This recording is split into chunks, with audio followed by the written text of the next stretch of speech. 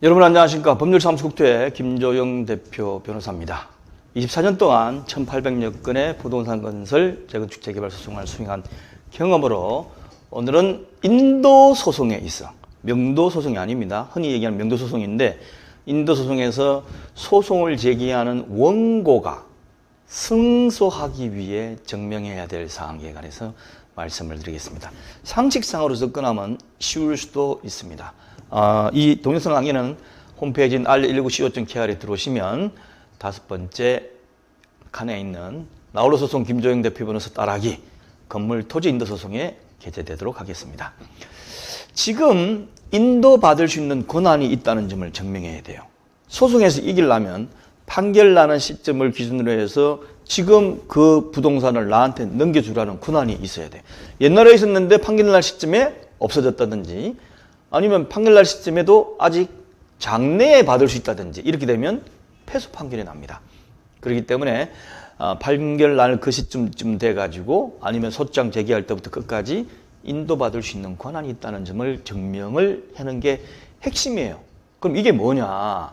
첫 번째, 임대차 계약 기간이 종료됐다. 계약 기간 끝났으니까 돌려줘야 되지 않느냐. 내가 보증금 줄게. 이거죠. 그 다음 두 번째, 또는 임대차 계약 기간이 남아있는데 임대차 계약을 해지로 해서 해지, 중간에 도저히 그냥 놔둬서는 안 되겠다.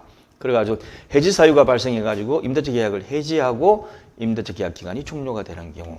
그 다음 세 번째, 임대차 계약을 하지도 않았는데 다른 사람이 내 땅에 지 마음대로 점유하면서 뭐 물건을 갖다 놓는다든지 창고를 쓰고 있다든지 임야 같은 경우는 아니면 농지 같은 경우에 그런 경우에 많이 있습니다.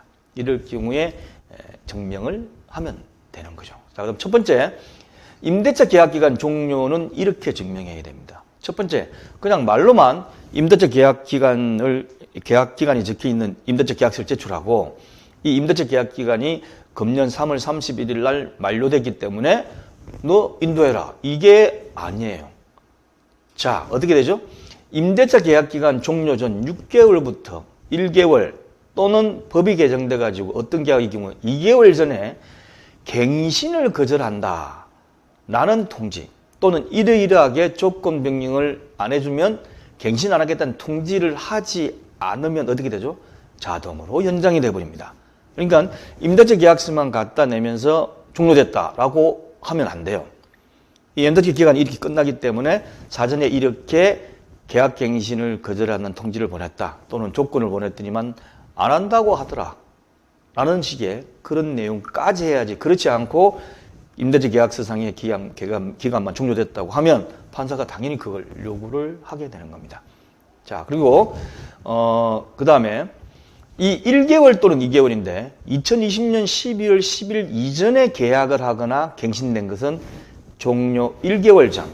그 다음에 그 이후부터 계약이 되거나 갱신된 건 2개월 전. 제가 보기엔 한 2개월 정도가 맞을 것 같아요.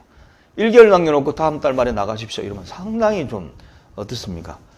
임차인으로서는 급하고 힘듭니다. 그래서 2개월로 개정한 건 잘한 것 같습니다.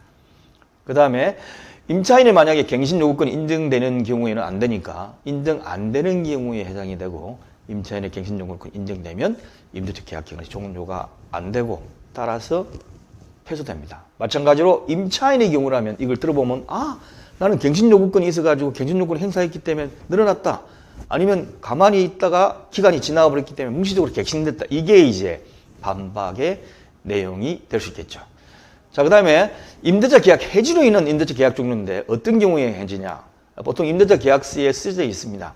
뭐 월 임료가 2번이나 3번이나 이렇게 연체가 되면 해지할 수 있다라고 되어 있는 경우가 있고 또 하나는 임대차 계약을 유지할 수 없을 정도로 위법하게 성행하는 거고 줬더니만 도박장을 만들어가지고 그냥 경찰 단속당하고 난리 나더라. 아니면 풍속에 위배되는 영업을 하더라. 뭔지 대충 짐작이 가죠? 이런 경우에 중간에 도저히 안 되겠다.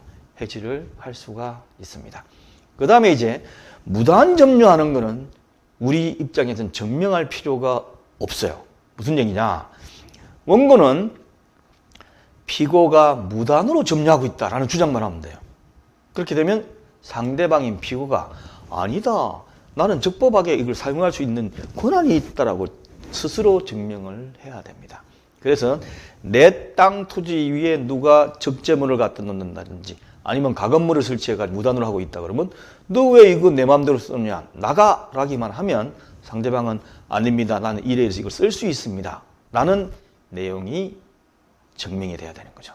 자, 지금 이제 본격적으로 이제 나홀로 소송, 인도 소송이 들어가게 됩니다. 그래서 한번 혼자서 충분히 하실 수 있도록 제가 계속해서 업그레이드 시킬 테니까 많이 이용해 주시기 바랍니다. R119co.kr입니다. 감사합니다.